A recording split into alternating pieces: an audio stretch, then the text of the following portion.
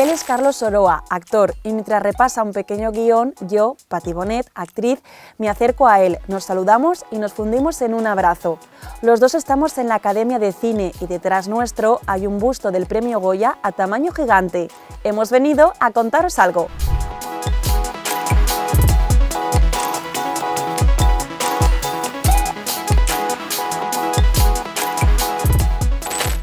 ¿Sabes qué es la coordinación de acceso en la producción de una película? La coordinación de acceso garantiza la participación de las personas con discapacidad delante y detrás de la pantalla, dando soporte a los requerimientos de accesibilidad y apoyo en sets de cine y televisión. Asesora sobre la correcta representación de la discapacidad en pantalla y es el puente entre el equipo creativo y el equipo de accesibilidad para garantizar que los contenidos creados sean accesibles. Para conocer más sobre esta figura, la Academia de Cine te invita a la primera jornada sobre coordinación de acceso, garantizando la participación de las personas con discapacidad en la industria audiovisual. Este 11 de marzo en la Academia de Cine a las 9:45 de la mañana y la entrada es libre, previa reserva de entrada en la web de la Academia. Y si te interesa realizar la formación que te habilitaría como coordinador o coordinadora de acceso, te invitamos a solicitar tu plaza para los 3 módulos que impartirá la Academia de Cine en colaboración con Netflix y que te permitirá ser coordinador o coordinadora de acceso. La convocatoria de solicitud de plaza estará abierta del 13 al 20 de febrero. Más información en la web academiadecine.com. Tanto la jornada del 11 de marzo como la formación serán accesibles para las personas con discapacidad física y sensorial.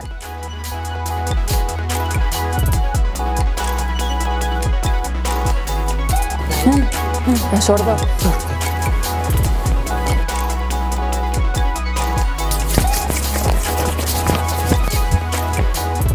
Bienvenidos a la Academia de Cine, a esta primera jornada sobre coordinación de acceso que organizamos en colaboración con Netflix y con el apoyo del British Council y la Agencia del Audiovisual del Uruguay, ACAU.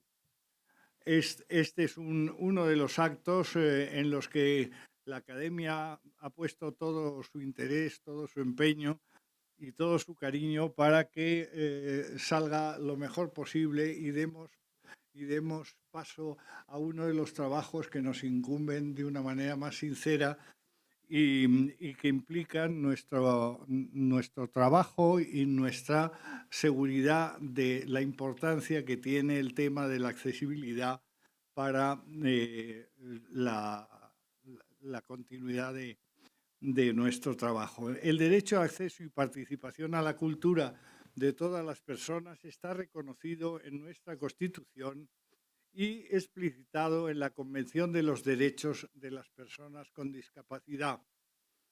Con esta jornada pretendemos impulsar la implantación en España de la figura de la coordinación de acceso que garantiza en los diferentes procesos de una producción audiovisual las personas con discapacidad puedan participar de manera igualitaria, así como disfrutar de contenidos accesibles. Hoy reflexionaremos sobre esta figura con diferentes profesionales nacionales e internacionales y en las próximas semanas se realizarán cursos de formación gratuitos y con prioridad de acceso para personas con discapacidad en los que formarse en esta nueva figura. El trabajo culminará con la presentación de una guía sobre la coordinación de acceso y los resultados del trabajo de estos meses que se realizarán en el marco de la 4ª edición del Campus de Verano que celebraremos, como todos los años, en el mes de junio en Valencia. Con esta jornada y el trabajo que iniciamos a continuación, la Academia de Cine refuerza su compromiso con el colectivo de personas con discapacidad y trabajará para conseguir una plena participación en la industria audiovisual.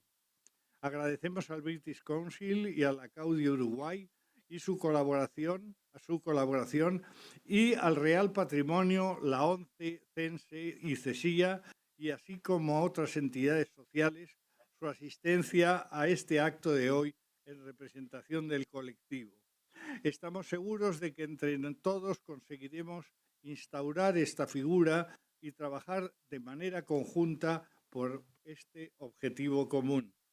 Y agradecemos especialmente a Netflix, con quien trabajamos desde hace 4 ediciones en la organización del Campus de Verano de Valencia, su apoyo y su compromiso a lo largo de estos años. Así es que paso la palabra a Beatriz Álvarez Gallardo, manager de políticas públicas de Netflix. Muchas gracias.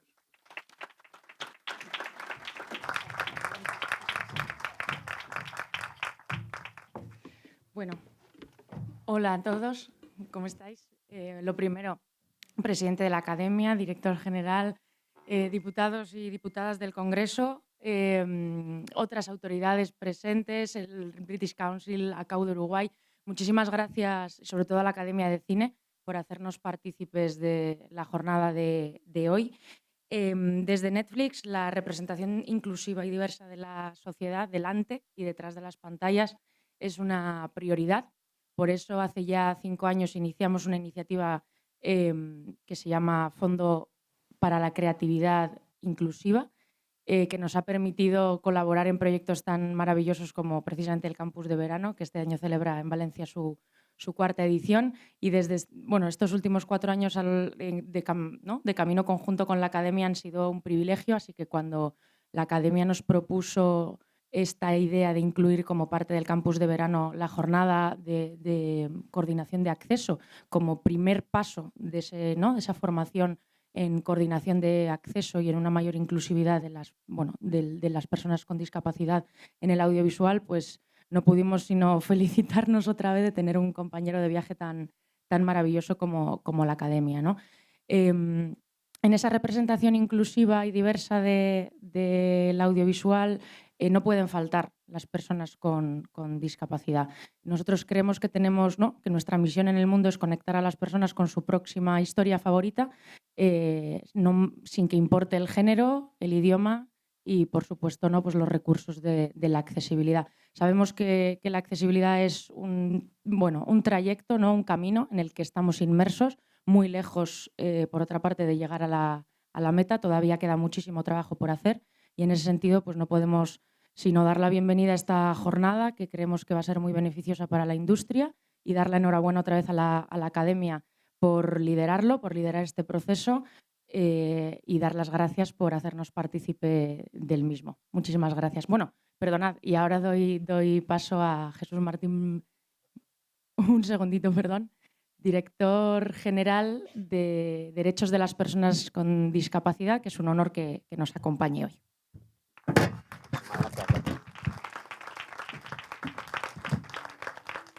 Dejadme que abra esto porque como hablo en tantos sitios y voy a tantos bolos, pues tengo que prepararme un poco las intervenciones y voy a abrir mi intervención. Un momentín, por favor.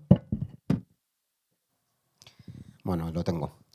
Buenos días a todas, querido presidente Fernando, querida amiga de Netflix, gracias también por tu compromiso y el de tu empresa con esta causa, que es la mía y la que me ha acompañado a lo largo de 50 años. Hay que saludar iniciativas como estas y que la Academia de Cine, Netflix y el British Council y otras entidades, esta proactividad para que el cine forme parte de la vida de las personas con discapacidad. Precisamente porque las películas atesoran cultura y la cultura es un derecho, pero también la cultura es un elemento civilizatorio y es un resorte de salud y de higiene democrática. La cultura también es algo inherente a la condición humana. En este sentido, desde el Ministerio de Derechos Sociales aplaudimos que la sociedad civil sea catalizadora de la mejora del bien común y articule iniciativas, como en este caso, que buscan eliminar tantos vetos vividos y cotidianos para el goce y disfrute de la producción cinematográfica. Nuestra determinación con la cultura audiovisual cristaliza en hechos, con 2 centros públicos a pleno rendimiento el CSIA y el CENELSE, que asesoran a la industria e innovan para que el subtitulado, la audiodescripción o la lengua de signos sean situaciones regulares en el cine y no excepcionales. También aprobamos marcos regulatorios como el Real Decreto 193/2023, el Real Decreto 674/2023 o la propia Ley de Comunicación Audiovisual o la nueva Ley del Cine en tramitación parlamentaria. Todas estas normas generan marcos de obligación a las administraciones competentes, pero también a la industria, porque sabéis que muchas veces la sociedad, aunque haya iniciativas valiosas como estas, no va al ritmo que precisamos las personas con discapacidad y tienen que existir obligaciones que generen esos espacios de inclusión. También estamos trabajando con medidas palanca para que la cultura esté en la vida de las personas con discapacidad, con una estrategia integral de cultura para todos que ha arrojado un despliegue de casi 8.000 actuaciones específicas y que se va a fortalecer con un plan específico de derecho a la cultura. Amigas, las personas con discapacidad hemos sufrido la cultura y explico por qué.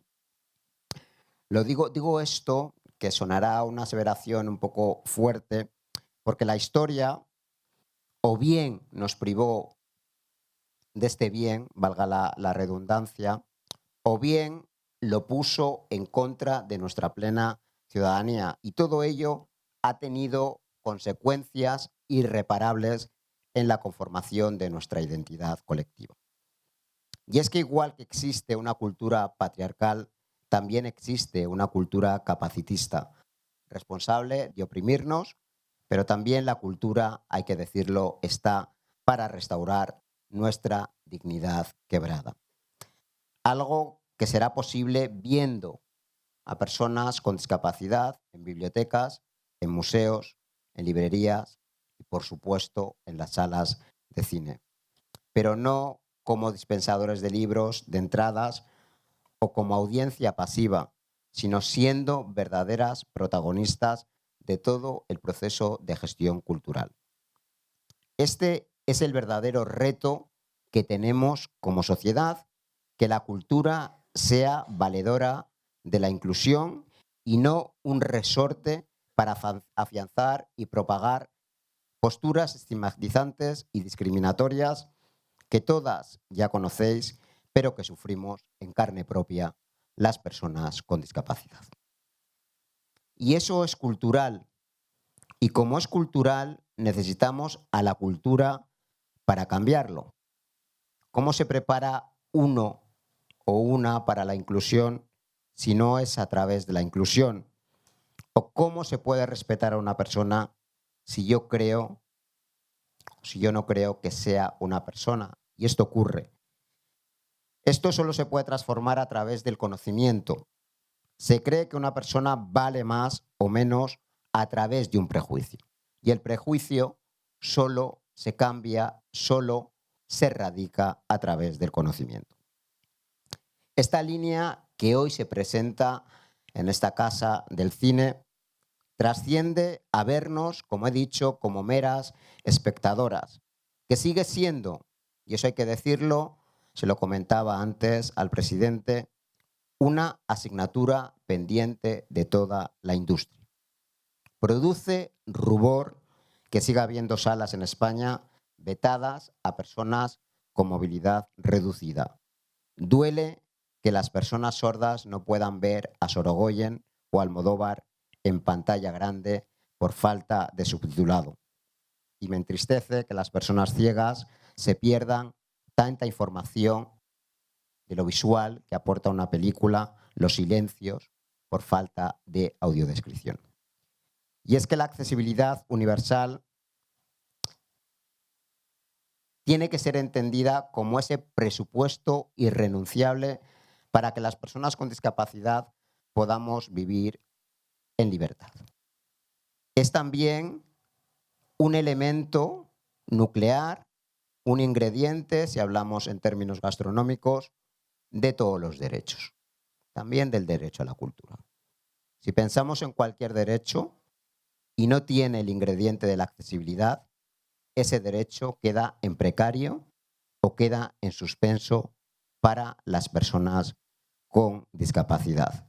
Por tanto, sin accesibilidad no hay satisfacción de derecho. En esta oportunidad que me da la Academia, quiero reconocer la contribución valiosa de cineastas y de actores con discapacidad, como una gran persona que conocí en Salamanca, fallecido, Roberto Pérez Toledo, Ana Marchesi, aquí, Carlos, querido Carlos, Soroa. Y es que necesitamos, como digo, formar parte de las películas. Y necesitamos estar en las películas porque somos parte de la vida. Pero en personajes cotidianos, en personajes regulares, porque en nuestra cotidianidad, en nuestro día a día, las personas con discapacidad somos amantes, somos ingenieras, somos profesoras, somos esposas. Es decir, somos algo más que medir 1,40, como es mi caso. Y esto debe ser proyectado y debe ser tenido en cuenta cuando se configura un guión cinematográfico, para que se nos vea y para que se nos comprenda en todas nuestras dimensiones, pero también en todas nuestras aristas. Por eso son necesarios estos espacios que nos convocan a hablar de cultura, pero de la cultura que nos iguala, de la cultura que nos libera y de la cultura que nos incluye. Por eso es nuestro deseo que el cine también sea ese timón o esa brújula para erradicar tantas prácticas nocivas, vigentes y legitimadas que nos apartan a las personas con discapacidad de la vida en común. El cine tiene que hacer una revolución del respeto hacia las personas con discapacidad para que no nos sigan condenando a ese ostracismo social reforzado como vidas ocultas, asistidas y marginales en el imaginario colectivo. Y a la luz de la cual deberíamos preguntarnos si queremos vivir juntas y juntos, porque al fin y al cabo de eso se trata. Amigas, una feminista, escritora nigeriana, Chimamanda Ngozi, dice que las historias se han utilizado para desposeer, pero también se pueden utilizar esas historias para facultar, para humanizar. Esas historias, como he dicho, pueden quebrar la dignidad de un colectivo, pero también pueden restaurarla. Luchemos juntas contra esa historia única de vidas depreciadas, de vidas asistidas, también de vidas de negación de estatus de persona. Y busquemos en el cine un aliado, un buen aliado para reescribir la historia de las personas con discapacidad, para que esta sea una historia de autodeterminación, sea una historia de bienestar, sea una historia de inclusión, pero sobre todo sea una historia de derechos. Muchas gracias a todas. Bueno, bienvenidas, bienvenidos a todos a esta primera jornada sobre coordinación de acceso, que es un día muy, muy emocionante para la Academia de Cine. Nos hace mucha ilusión iniciar este camino que esperamos que de verdad configure y asiente esta figura en el audiovisual español. Os voy a contar un poquito cómo va a ser la jornada de hoy para que lo tengamos todos claro. Vamos a empezar con una mesa en la que haremos una conceptualización de cuáles son las competencias y cómo se está trabajando esta figura en otros países que afortunadamente ya lo tienen más implementado. Después haremos una pausa para tomar todos juntos un café aquí en el hall de entrada. En la segunda mesa hablaremos sobre representación y participación delante y detrás de las cámaras de las personas con discapacidad. Pararemos a comer y en la mesa de la tarde abordaremos la accesibilidad de los contenidos. Es verdad que vamos a hacer un abordaje de estos contenidos desde la discapacidad sensorial Está en el horizonte de trabajo de la Academia de Cine trabajar también por incluir al colectivo de personas con discapacidad intelectual. Jesús y yo hemos hablado mucho de esto, pero es verdad que para esta primera jornada nos parecía abarcar un trabajo demasiado extenso. Y después de esa mesa de la tarde proyectaremos el documental de Netflix Script Camp, que no sé si lo habéis visto, un documental muy emocionante que habla sobre el nacimiento del movimiento de vida independiente, con la particularidad de que en esta proyección tendremos la audiodescripción y el subtitulado en abierto para que todos comprendamos cuáles son esas necesidades de accesibilidad para público con discapacidad sensorial, y después discutiremos sobre ejemplos de buenas prácticas y las maneras de mejorar esa accesibilidad. En fin, que va a ser una jornada larga, esperamos también que muy interesante. Xochitl, Zulema, Julia y yo, que somos del equipo de desarrollo de la Academia, estamos por aquí para cualquier duda, pregunta o necesidad que podáis tener.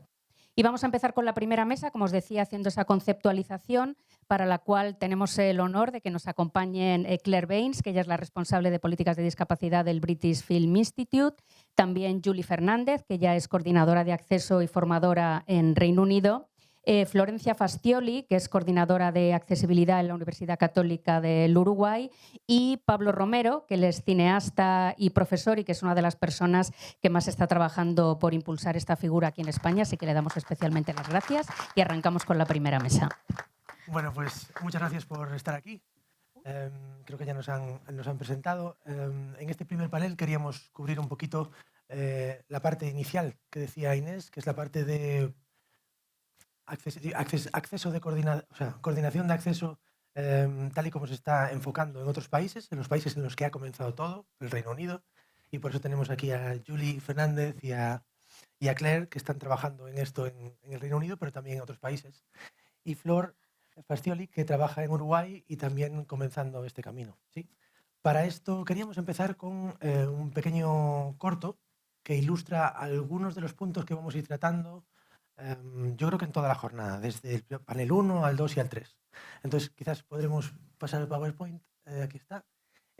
Está subtitulado en español. Es una historia ilustrada, originalmente francesa, de Jérôme Roulier, que nosotros hemos animado, en nuestro grupo de investigación, hemos animado, convertido en un corto de animación que está subtitulado al español. Luego lo comento un poquito, ¿sí? 4 esquinitas en el país de las muchas formas. Cuadradito está jugando con sus amigos.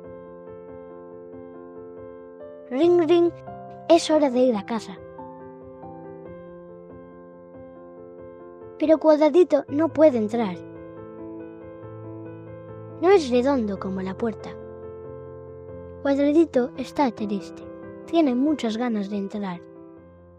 Se estira, se da la vuelta y se dobla para arriba y para abajo.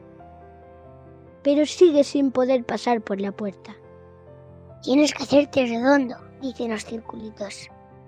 Cuadradito lo intenta con todas sus fuerzas, pero es imposible. ¿Qué podemos hacer? Dicen los circulitos.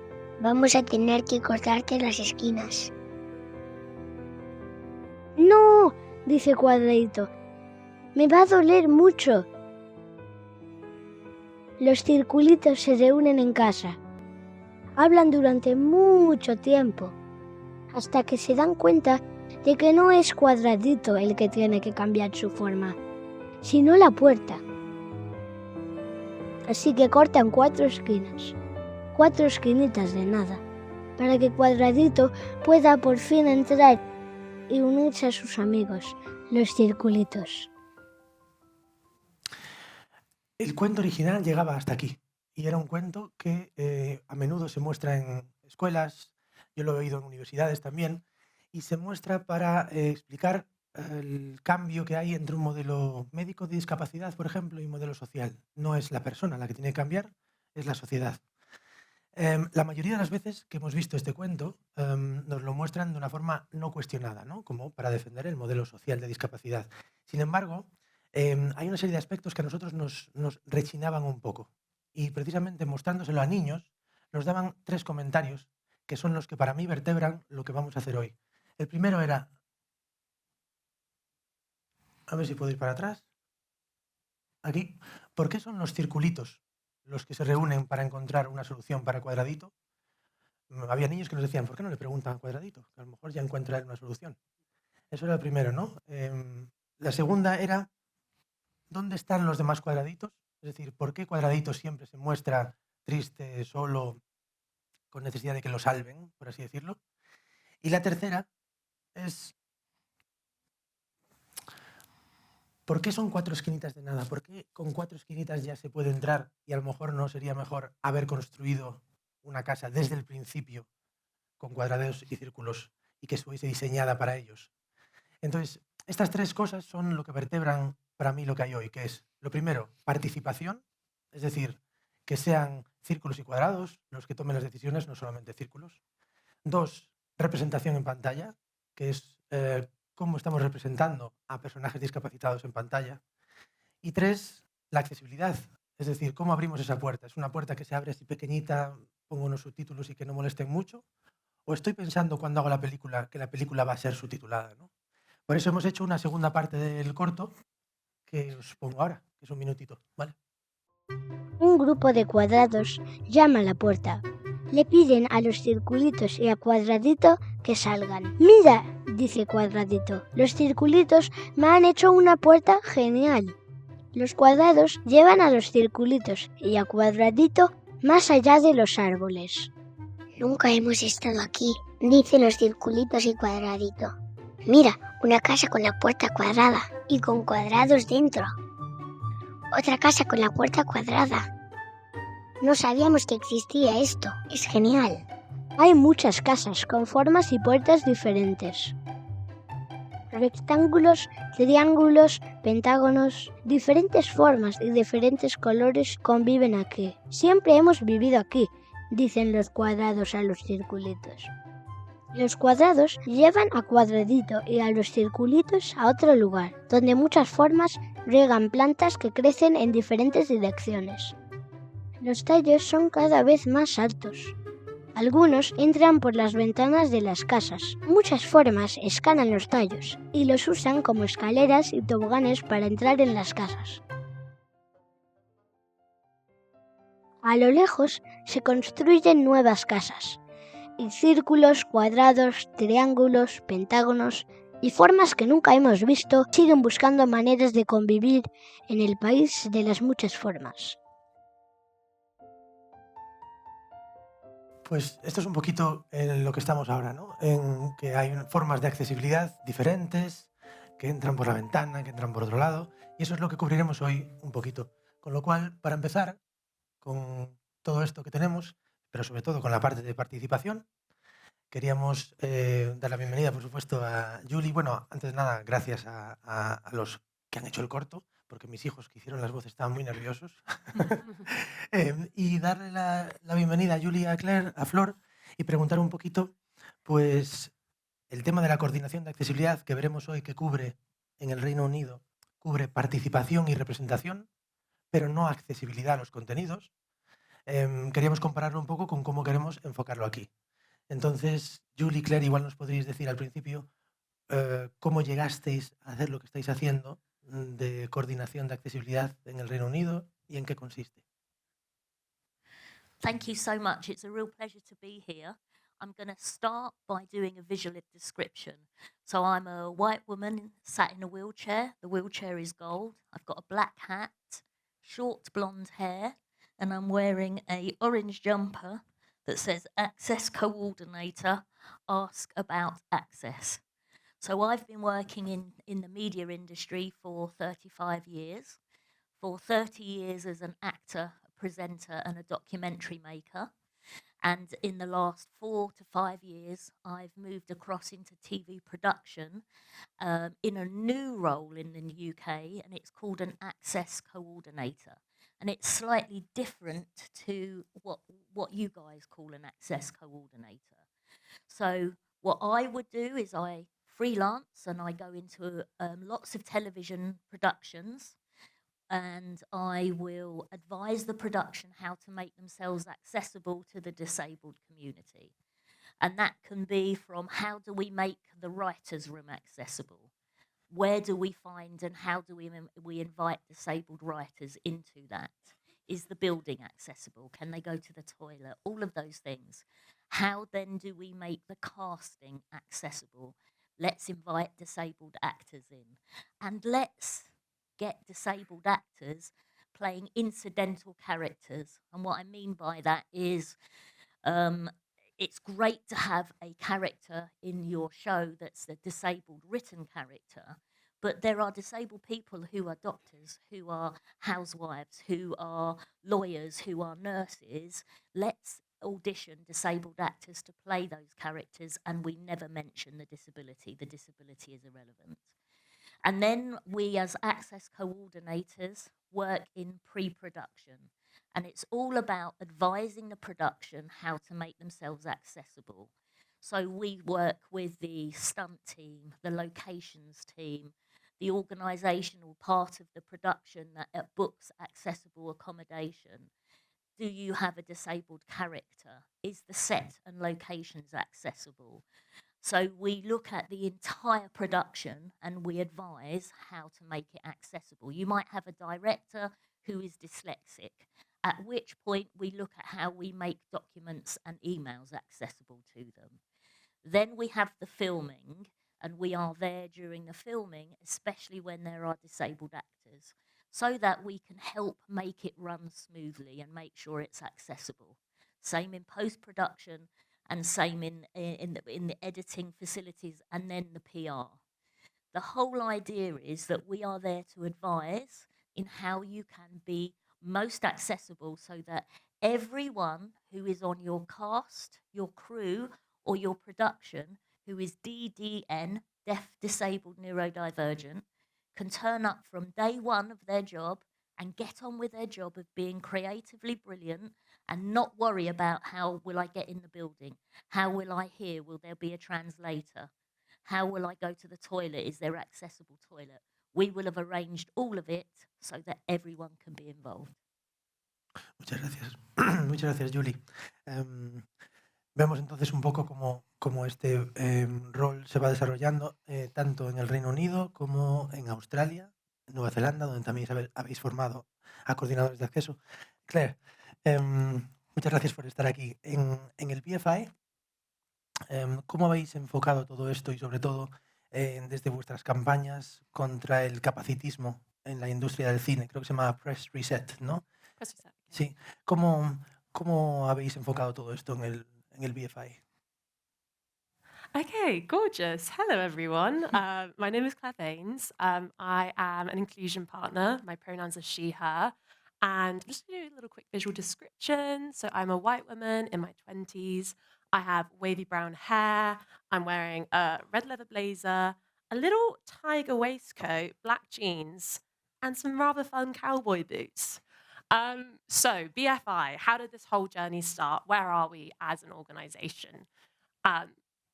We very much take the approach of nothing about us without us. So that's a slogan from the disability rights community, which is all about leading by disabled people, leading by lived experience. So we have a gorgeous disability screen advisory group. They've been us now for 7 years. Julie's also a member, which is really lovely. And when this originally started, our focus was around on-screen representation. So what does that look like? How do we change people's minds? Like, what is the responsibility of film to help shape society's beliefs around disabled people and what actually is the disabled lived experience? So, as you said, Pablo, we did a press reset campaign during the pandemic, which was all about talking about on-screen representation and how ending the process of cripping up, which is all about when a non-disabled actor plays the part of a disabled role. So we as the BFI took a stance of we're no longer going to do any cripping up, which was quite a public thing as a government-led body and a public funder to no longer do that as a practice. In other ways that we're doing and advancing this work, we are a big believer that anti-ableism has to be at the root of everybody's work. It's not just the responsibility on the disabled people, it's like how do we embed anti-ableism and access for everybody's responsibility. So we look at the entire film life cycle. So that's from archive through to pre-production, production, film festivals, distribution, looking at the entire spectrum and how we can embed that. We have also worked with the wonderful Julie Fernandez on some of our projects. So we have started piloting what an access coordinator looks like for BFI projects. It's also just really interesting to see how, as a funder, like what selected projects we choose and how we dismantle our own biases within the funding teams to select projects that are more about the lived experience of disability and perpetuating ableism. Well said. No, muy bien. Said it all. Ya está, ya Brilliant. está. Había una cosa precisamente que queríamos mostrar, que tenía que ver con este informe de Underlying Health Condition, que era una asociación que se creó en el Reino Unido precisamente para denunciar un poco el capacitismo en la industria cinematográfica, y tenía una ilustración que siempre me pareció muy significativa, ¿no? Que hablaba en el Reino Unido de un 22% de personas que son discapacitadas, sin embargo, solamente 8,2% de personas discapacitadas que trabajan, 8,2% de personajes discapacitados en pantalla y un 5,4% de personas discapacitadas que trabajan detrás de las cámaras, es decir, en producción, y creo que productores ejecutivos un 3,6%. Entonces, sé que se llama ODA, Observatorio de la Diversidad Audiovisual en España, está haciendo también estos informes. ¿Lleváis cuántos? 5 años ya. Ya. Y entonces vamos viendo como en esos informes hemos encontrado un montón de información también sobre, que es una información muy importante también para ir viendo cuánto nos falta por hacer en cuanto a participación y representación. Entonces, este tipo de informes son los que en el Reino Unido dieron lugar a que luego se lanzase la idea de coordinación de accesibilidad. Pero nos falta pasar al otro lado, que es en Latinoamérica, en Uruguay. Flor, ¿vosotros cómo estáis enfocando todo esto? O sea, tú desde luego lo enfocas desde tu punto de vista como docente, pero también como coordinadora de accesibilidad, como investigadora. ¿Se está desarrollando de una forma parecida o es un enfoque más como lo que vamos a hacer en España? ¿Cómo lo ves? Bien, bueno, buenos días para todas. Primero me voy a presentar, soy una mujer de 41 años, tengo el pelo castaño por los hombros, yo he puesto una chaqueta negra. Hoy hablábamos un poco de qué difícil es describirse a veces, qué decir, ¿no? Así que otra cosa que voy a decir de mí es que me pone nerviosa hablar, entonces si ven que me empiezo a poner, es muy probable que me empiece a poner toda roja y en determinado momento pasa, nada, es parte de la reacción de mi cuerpo a los nervios, así que bueno, esa es una parte de mí. Bueno, en realidad en Uruguay el rol de la coordinación de acceso está sobre todo dirigido a la accesibilidad de los contenidos, es decir, a que las películas finalmente cuando llegan a los espectadores lleguen con las herramientas de accesibilidad y que puedan estar disponibles en exhibición con esas herramientas. Tenemos un menor desarrollo, yo diría que hoy hablábamos un poco de eso, casi nulo de la parte de fomentar la participación y la representación, que entiendo que nuestro problema también viene desde más atrás, desde la educación, desde las posibilidades formativas que tienen las personas para después desarrollarse en el mercado laboral. Pero bueno, el rol de la coordinación de acceso se ocupa un poco de que las herramientas de accesibilidad estén en sintonía y durante el proceso de producción. Y quizás aquí lo que resulta más interesante es que hemos tratado de que esas herramientas lleguen en etapas anteriores a lo que suele pasar, ¿no? No una vez que la película está cerrada, terminada, que los directores y las directoras se han desprendido de eso, sino tratar de involucrar tanto a los creadores y las creadoras audiovisuales en los procesos de accesibilidad como a las personas usuarias en procesos de accesibilidad que también integren personas con discapacidad, no solo en roles que han sido más tradicionales, como pueden ser la validación o el testeo, sino en otros roles que también tengan injerencia en la producción de accesibilidad, ¿no? Gracias, Flor. Entonces, decíamos que en Uruguay hay además una situación muy particular, que es que en España o en el Reino Unido tenemos muchos años de tradición de accesibilidad. En Uruguay habéis empezado un poquito más tarde, entonces también habéis empezado de una forma un poco más menos sujeta a esas directrices, ¿no? Entonces veremos eso un poquito también en el panel 3. Una de las cosas que decía Flor de todo este campo es que se está desarrollando ahora. Entonces, no es inusual que nos sintamos inseguros en ciertas de las cosas que hacemos. Por ejemplo, nada más empezar, antes de empezar, preguntamos, oye, ¿hay que autodescribirse o no? Dijeron que sí, fue lo primero que me olvidé de hacer yo, directamente. Entonces ahí voy, media 40 y pico años, moreno, preocupado por no haberse autodescrito antes, un vaquero y una camisa que me hace sentir muy incómodo porque siempre voy en camiseta, pero para hoy le pregunté a Xochitl y me dijo, hoy camisa, o sea que... Vale. Le preguntamos antes a Claire, de hecho, sobre la autodescripción, porque hay personas que piden autodescripciones y personas que no las piden. Entonces, bueno, a ver si por la tarde muestro un parrafito de una persona que es formadora en audiodescripción y que un día explicó lo bueno y lo malo porque para ella tenía eso y era muy significativo. Una de las cosas que queríamos tratar ahora es cuando nos centramos en la formación de coordinación de acceso, ¿cuáles son dos aspectos muy claros? Que son, ¿a qué personas? Porque Flor decía, necesitamos formar a gente. De hecho, nosotros, hablando con empresas de accesibilidad, les decíamos, qué pocas personas, por ejemplo, sordas y ciegas, hay trabajando en la accesibilidad muchas veces. Y nos decían, no tendríamos problema, pero no encontramos a gente formada, ¿no? De ahí que salga la idea de las formaciones. Entonces, una de las preguntas es, ¿para quién va dirigida la formación de accesibilidad? ¿Y cómo se les forma? ¿no? Entonces, queríamos mostrar simplemente, no sé si tendré por aquí, tengo dos ejemplos de coordinación de acceso. Lo que he encontrado de coordinación de acceso es Reino Unido, Australia y Nueva Zelanda, pero totalmente influenciado por Julie porque fue a formar allí, ¿no? Y luego en Estados Unidos hay una asociación que se llama Indie Visible, que está dando muchos pasos en esto, con una formación que se llama Access Instigators. Muestro aquí los requisitos que se buscan. Entonces, como podemos ver, la coordinación de accesibilidad en el Reino Unido busca directamente, exclusivamente, diríamos, a personas sordas, discapacitadas y o neurodivergentes, ese DDN, ¿sí?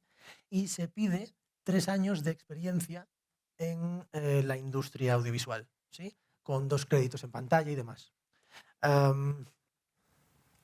Esto es un poquito más complejo, pero bueno, va muy en la misma línea. Esto es en Estados Unidos, pero va también muy en la misma línea. Se circunscribe a personas con discapacidad, se busca que tengan una experiencia y demás. Nosotros el año pasado comenzamos ya la formación, estaba abierta a personas discapacitadas y personas sin discapacidad, pero diría que casi el 100% de las personas que tuvimos eran personas no discapacitadas. Formamos y hay gente que está ahora por aquí también. Sí que nos dio la sensación en algún momento de ser circulitos dando clase a circulitos. ¿Sí? Este año hemos hecho un esfuerzo para llegar a más lugares y yo creo que tiene muy buena pinta. Hay a lo mejor una distribución de un 50-50%, ¿sí? Pero yo quería preguntar también, es una pregunta siempre, ahí estamos, ¿no? De lo que hablamos, que es, ¿cómo ves, Julie, cómo veis, Claire, esta idea de decir, solamente se dirige a personas que sean personas no discapacitadas, es abierto, ¿cómo lo vemos eso?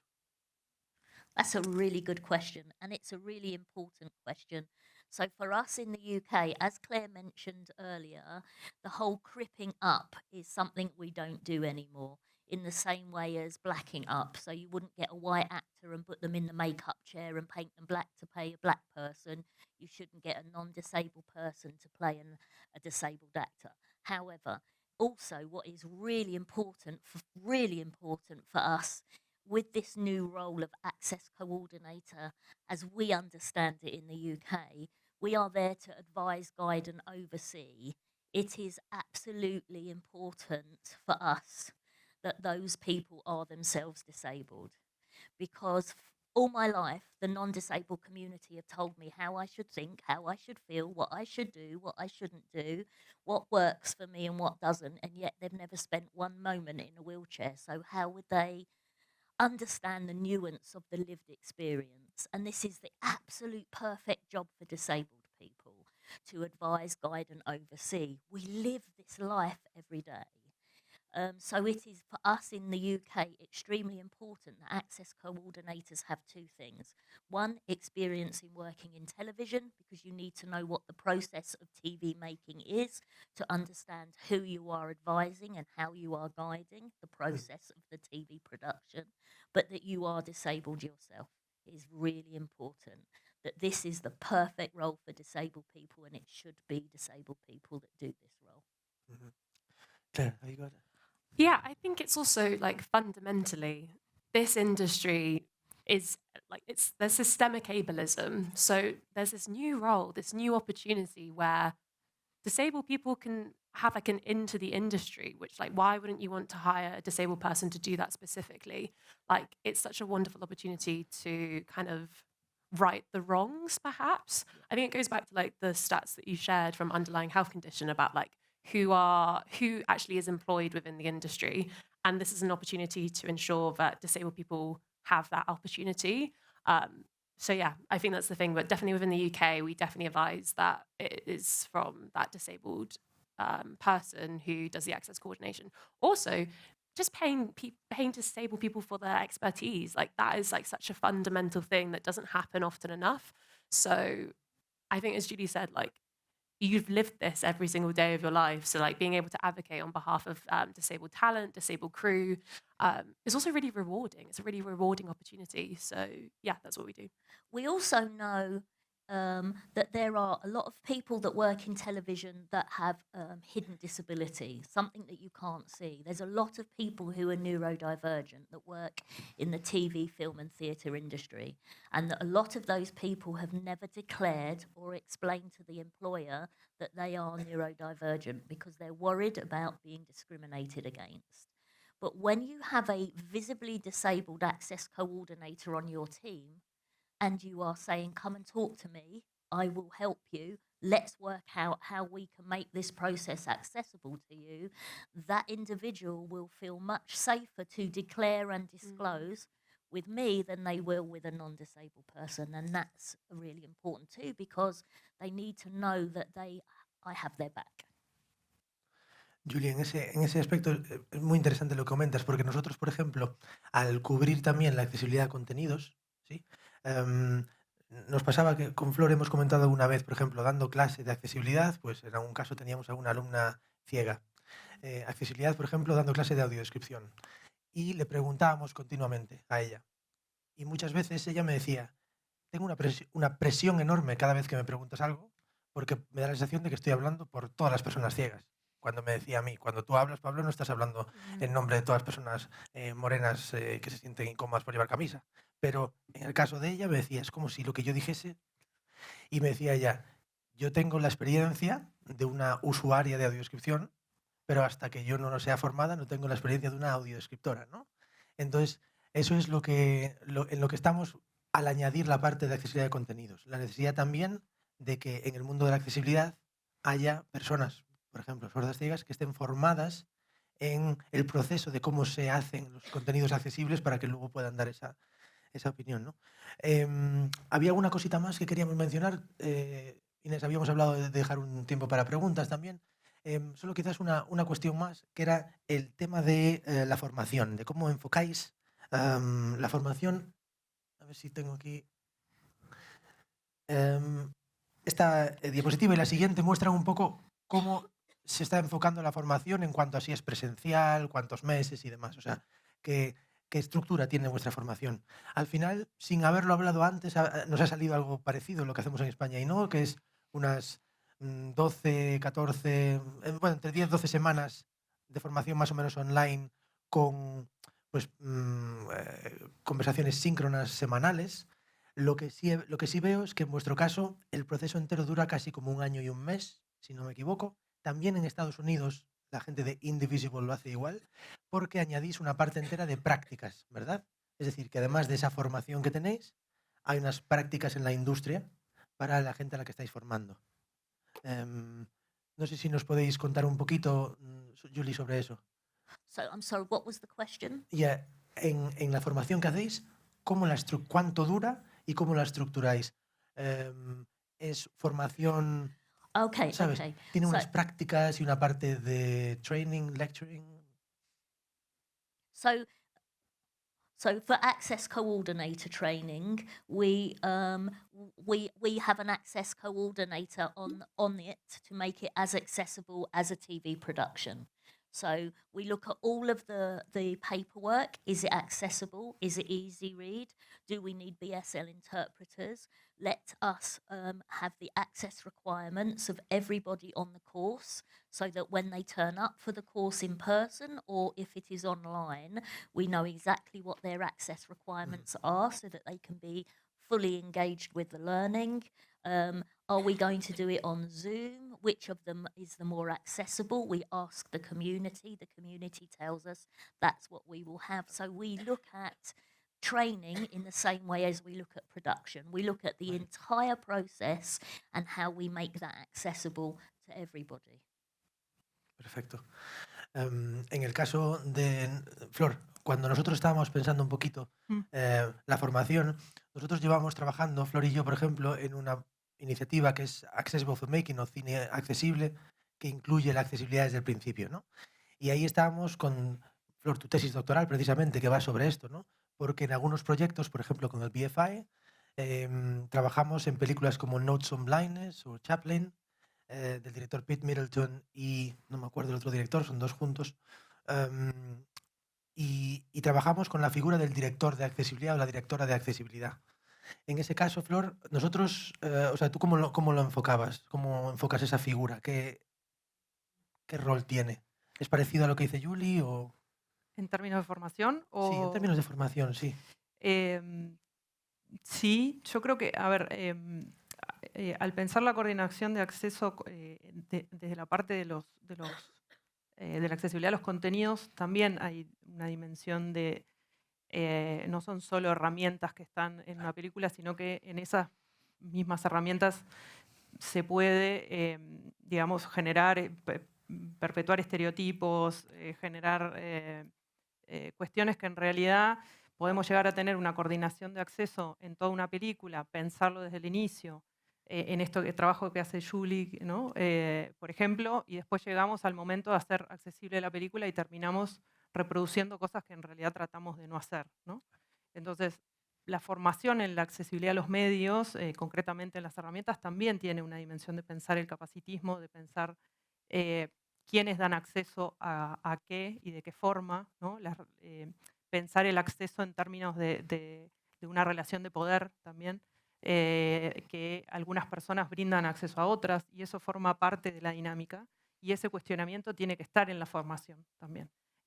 Más aún si quienes se forman son personas sin discapacidad, ¿no? En esto también que hemos conversado, yo creo que ahí el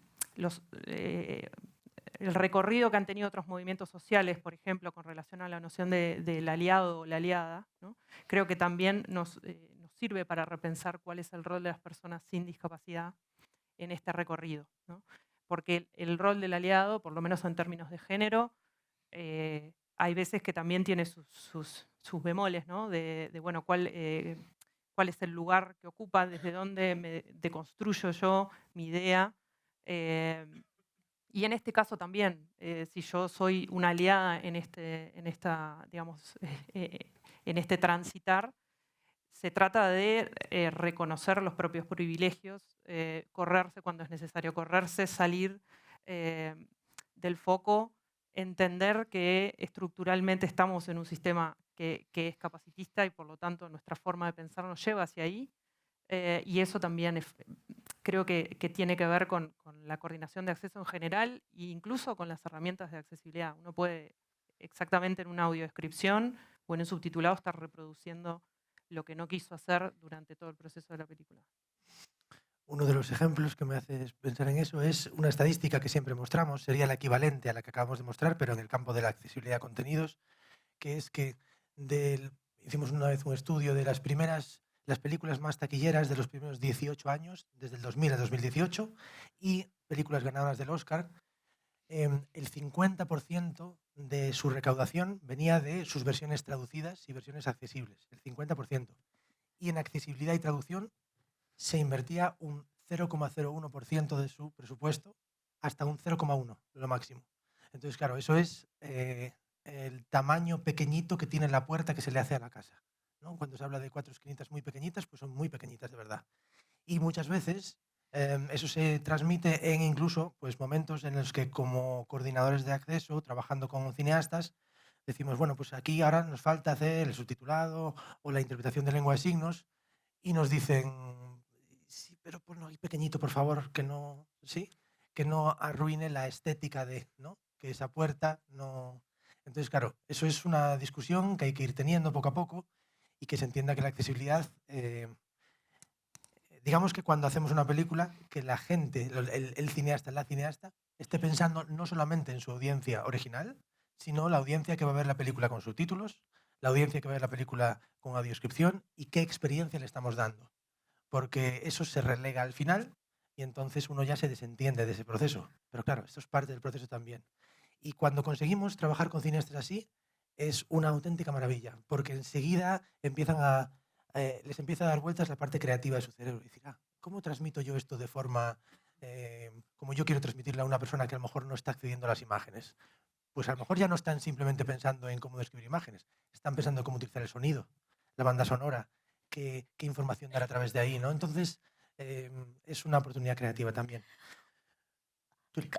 Floor just said something really interesting about allies, and allies, and especially non-disabled allies, to join us on this movement forward of inclusion of disabled people in TV, film and theatre is really important. We know that having non-disabled allies helps us to go along the journey better. Those people, it's often the non-disabled people that are in the positions of authority, they're in the positions of power, they're in the positions of being able to make change. We, as disabled people, are making our journey to be in those positions, but we're not there yet. So it's really important. Yes, we need better representation. Yes, we need disabled people across all parts of TV production, but having non-disabled allies is a big part of the jigsaw puzzle to move the whole journey forward. Y muchas gracias a todos. Espero que Thank you. sigáis disfrutando del resto.